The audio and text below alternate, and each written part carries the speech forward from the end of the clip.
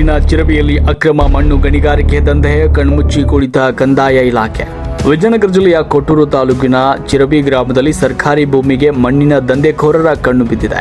ಹಗಲು ರಾತ್ರಿ ಎನ್ನದೆ ಜೆಸಿಬಿ ಟ್ರ್ಯಾಕ್ಟರ್ಗಳ ಲಾರಿಗಳ ಮೂಲಕ ರಾಜಾರೋಷವಾಗಿ ಮಣ್ಣು ಲೂಟಿ ಮಾಡಲಾಗ್ತಾ ಇದೆ.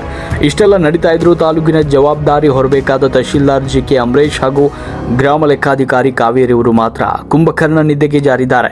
ಸಾರ್ವಜನಿಕರು ಫೋನ್ ಮಾಡಿ ದೂರು ನೀಡಿದ್ರು ಉಡಾಫೆ ಉತ್ತರ ಕೊಡುತ್ತಿರುವಂತಹ ಕಂದಾಯ ಅಧಿಕಾರಿಗಳ ವಿರುದ್ಧ ಚಿರಬಿ ಗ್ರಾಮಸ್ಥರು ಕೆಂಡಾಮಂಡಲವಾಗಿದ್ದಾರೆ. ಹಾಗಾದ್ರೆ ಏನಿದು ಮಣ್ಣಿನ ದಂಧೆ? ಅಧಿಕಾರಿಗಳ ಈ ಬೇಜವಾಬ್ದಾರಿತನಕ್ಕೆ ಕಾರಣ ಏನು? ನೋಡಿ ಈ ವಿಶೇಷ ವರದಿಯಲ್ಲಿ. ವಿಜಯನಗರ ಜಿಲ್ಲೆಯ ಕೊಟ್ಟೂರು ತಾಲೂಕಿನ ಚಿರಬಿ ಗ್ರಾಮದ ಸರ್ವೆ ನಂಬರ್ 778/3ರಲ್ಲಿರುವ ಸುಮಾರು 32ರಿಂದ 33 ಎಕರೆ ಸರ್ಕಾರಿ ಜಮೀನಿನಲ್ಲಿ ಈಗ ಮಣ್ಣಿನ ದಂಧೆಕೋರರ ಅಟ್ಟಹಾಸ ಮಿತಿ ಮೀರಿದೆ. ಹಗಲು ರಾತ್ರಿ ಅನ್ನದೇ ಜೆಸಿಬಿ ಟ್ರ್ಯಾಕ್ಟರ್ಗಳ ಮೂಲಕ ಟನ್ ಗಟ್ಟಲೆ ಮಣ್ಣನ್ನು ಅಕ್ರಮವಾಗಿ ಸಾಗಿಸಲಾಗ್ತಾ ಇದೆ.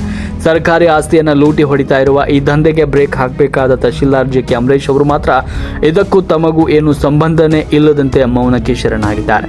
ಒಂದು ತಾಲೂಕಿನ ಸಂಪೂರ್ಣ ಜವಾಬ್ದಾರಿ ಹೊತ್ತಿರುವ ತಹಶೀಲ್ದಾರರು ಈ ನಾಡಿನ ಮಣ್ಣು ಭಾಷೆ ಜಲವನ್ನು ಕಾಪಾಡಬೇಕಾದವರು. ಆದರೆ ಚಿರಬಿ ಗ್ರಾಮಸ್ಥರು ಈ ಅಕ್ರಮ ಗಣಿಗಾರಿಕೆ ಬಗ್ಗೆ ತಹಶೀಲ್ದಾರ್ಗೆ ಕರೆ ಮಾಡಿ ಮಾಹಿತಿ ನೀಡಲು ಮುಂದಾದರೆ ಅವರು ಕರೆಯನ್ನು ಸ್ವೀಕರಿಸ್ತಾ ಇಲ್ಲ, ಕ್ಯಾರೆ ಅಂತ ಇಲ್ಲ. ಇನ್ನು ಗ್ರಾಮ ಲೆಕ್ಕಾಧಿಕಾರಿ ಕಾವೇರಿಯವರಿಗೆ ವಿಷಯ ತಿಳಿಸಿದರೆ ಅವರು ಸಾರ್ವಜನಿಕರಿಗೆ ಬೇಜವಾಬ್ದಾರಿ ಉಡಾಫೆ ಉತ್ತರಗಳನ್ನು ನೀಡ್ತಾ ಇದ್ದಾರೆ. ಹೀಗಾದರೆ ಸಾರ್ವಜನಿಕ ಆಸ್ತಿಯನ್ನು ರಕ್ಷಣೆ ಮಾಡುವವರು ಯಾರು ಎನ್ನುವ ಪ್ರಶ್ನೆ ಮೂಡ್ತಾ ಇದೆ. ಹೊಡಿತಾನ ಅದಾರ್ರಿ ಅವರು ಯಾರು ಹೇಳ್ದಾರೋ ಯಾರು ಬಿಟ್ಟಾರೋ ಗೊತ್ತಿಲ್ಲ. ಅವರು ಹೇಳಿದ್ರು ಸುಮ್ಮನೆ ದಿನ ಏರ್ತಾನೆ ಇರ್ತಾರೆ. ನೈಟ್ ಆದ ಆಗಲೇ ಆದ ಗೊತ್ತಿಲ್ಲ. ಅವರು ಟ್ಯಾಕ್ಟ್ರಿ ತಂಬರೋದು ಲಾರಿ ತರೋದು ದಿನ ಹಾಕಿ ಕಳಿಸ್ತಾನೆ ಅದಾರ್ರಿ ಅವರು. 778/3 ಸರ್ವೆ ನಂಬರು. ಇದರಲ್ಲಿ ಈಗ ತಹಸೀಲ್ದಾರ್ ಬಂದಾಗಿಲಿಂದ ಹೇಳಿದ್ದೀವಿ, ಮನವಿ ಪತ್ರನೂ ಕೊಟ್ಟಿದ್ದೀವಿ. ಆದರೆ ಯಾವುದೇ ರೀತಿ ಕ್ರಮ ತಗೊಂಡೋದಿಲ್ಲ.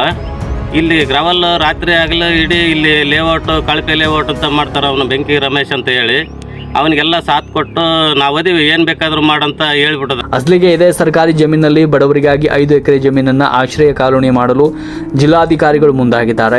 ತಹಶೀಲ್ದಾರರು ಕೂಡ ಗ್ರಾಮಸ್ಥರಿಗೆ ಆಶ್ರಯ ಮನೆಗಾಗಿ ಅರ್ಜಿ ಸಲ್ಲಿಸಲು ಸೂಚಿಸಿದ್ದಾರೆ.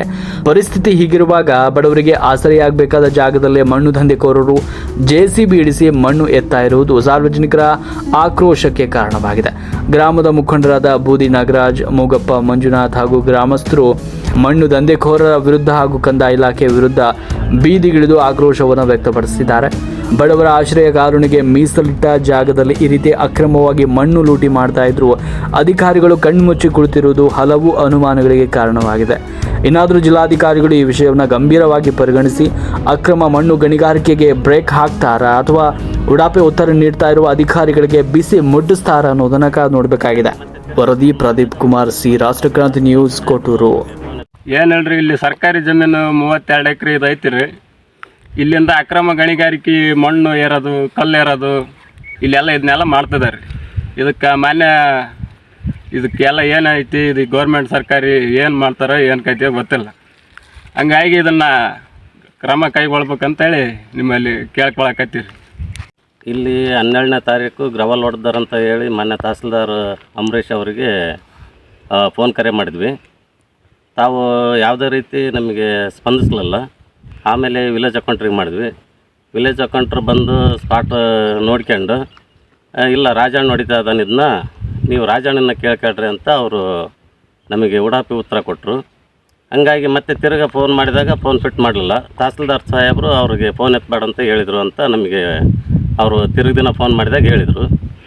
ಹಂಗಾಗಿ ಇದು ತಹಸೀಲ್ದಾರ್ಗೂ ನಾರ್ಕಟ್ಟಿ ರಾಜಪ್ಪಗೂ ಇದು ಭಾಳ ದಿನದ ಸಟ್ಟು ಸಂಬಂಧ. ಈ ತಹಸೀಲ್ದಾರ್ ಬಂದಾಗಿಲಿಂದಲೂ ಈ 32 ಎಕರೆ ಜಮೀನಾಗ ಇಲ್ಲೆಲ್ಲ ಏನು ಮಣ್ಣು ಕಲ್ಲು ಏನು ಉಳಿದಿಲ್ಲ, ಎಲ್ಲ ಮಾರಾಟ ನಡೆದ್ಬಿಟ್ಟತ್ತು.